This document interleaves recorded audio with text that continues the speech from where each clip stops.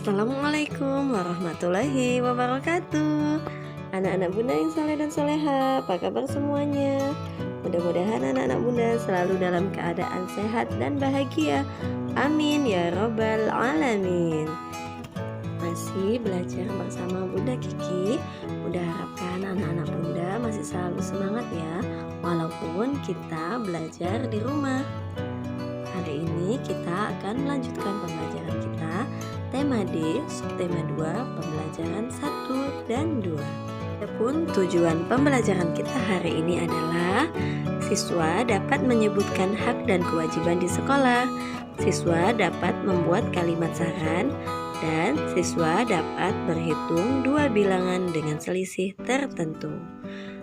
Yuk, sebelum kita memulai pembelajaran kita, marilah sama-sama kita melafazkan lafaz basmalah.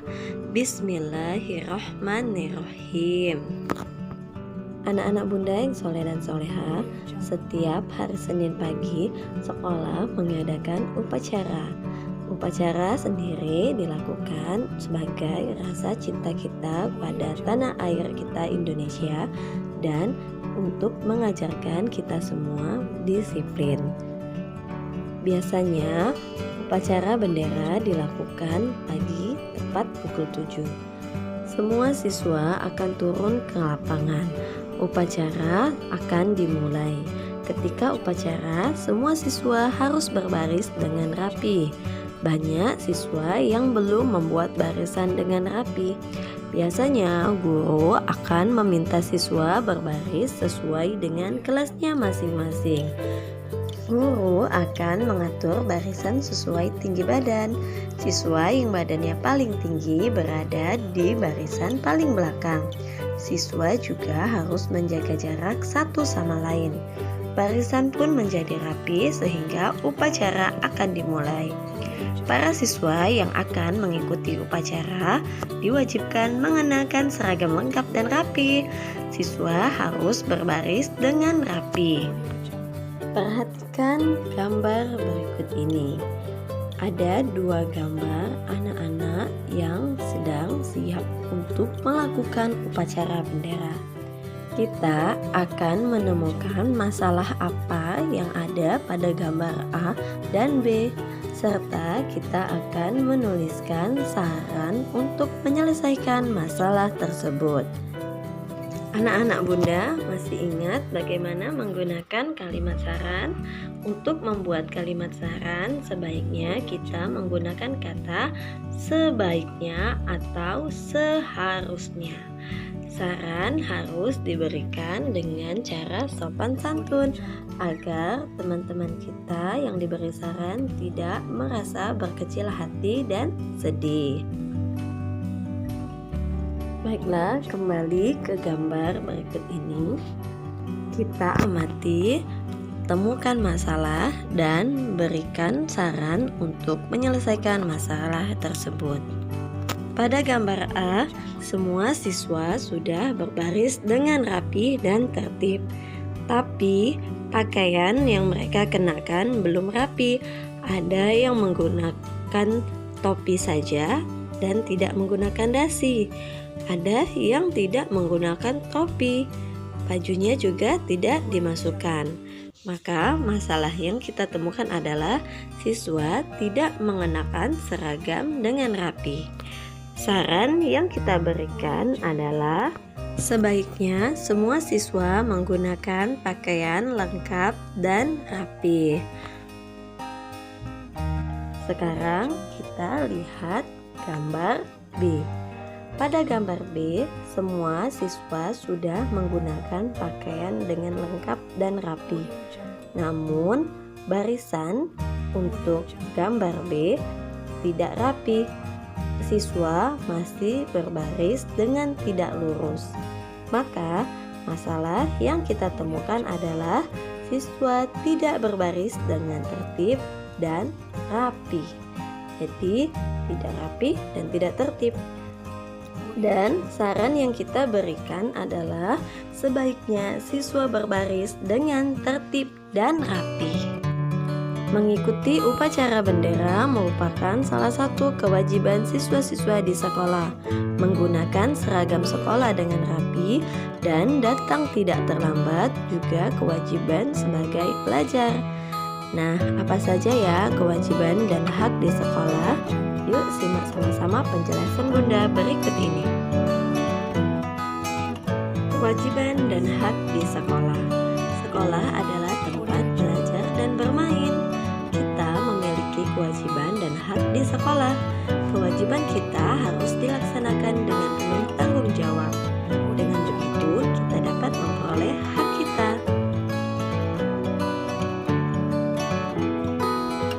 Kewajiban di sekolah. Yang pertama, menghormati guru. Misalnya, memperhatikan guru ketika menjelaskan, mengerjakan tugas, bersikap santun dengan guru, mematuhi nasihat guru, dan belajar dengan giat. 2. Mematuhi aturan di sekolah. Contohnya, menjaga fasilitas sekolah, datang ke sekolah tepat waktu, dan memakai seragam rapi dan lengkap. Lalu, kewajiban kita yang lainnya adalah menjaga kebersihan sekolah. Misalnya, melakukan piket kelas, kerja bakti membersihkan sekolah, dan membuang sampah di tempatnya. Keempat, kewajiban kita adalah menjaga nama baik sekolah. Misalnya, mencetak prestasi yang gemilang, tidak bermain curang ketika mengikuti lomba antar sekolah, bersikap tertib di sekolah. Sekolah adalah 1. Mendapatkan pendidikan, 2. Menyampaikan pendapat, 3. Mendapatkan nilai sesuai dengan tugas yang dikerjakan, 4. Meminjam buku dari perpustakaan, 5. Menggunakan fasilitas yang ada di sekolah, 6. Mendapat perlakuan yang adil. Ayo berhitung.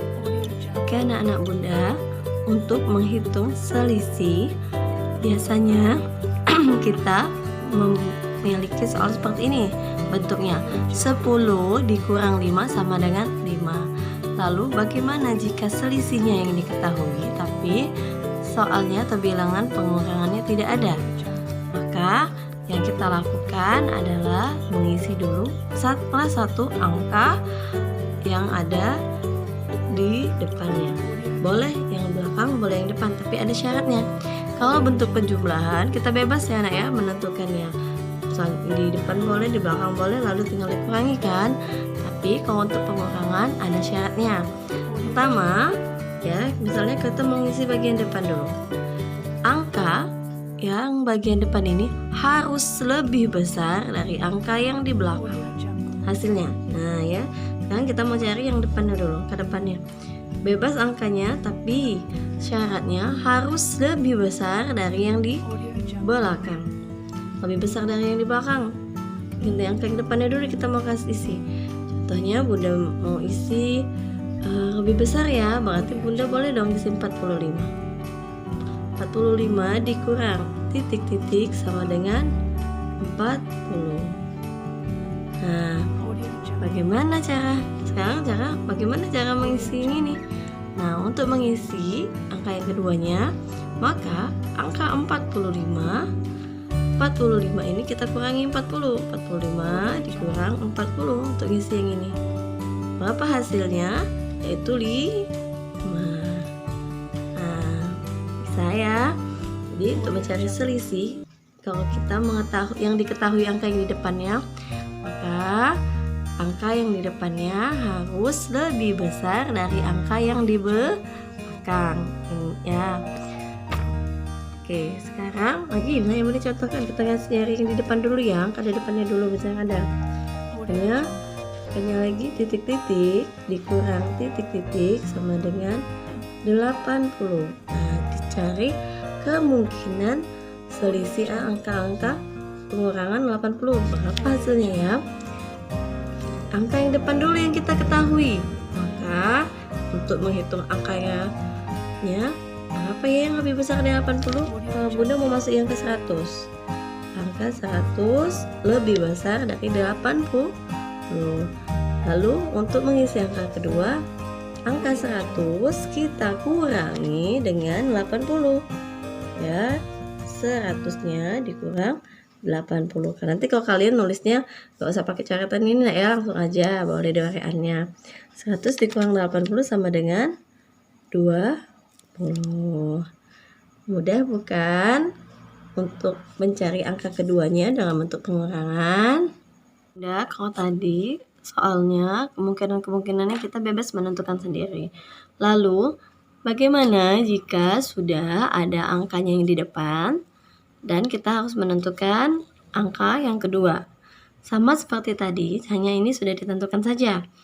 Untuk mengisi angka yang kedua, hal yang kita lakukan adalah melakukan pengurangan, yaitu angka pertama kita kurangkan dengan angka terakhir hasilnya.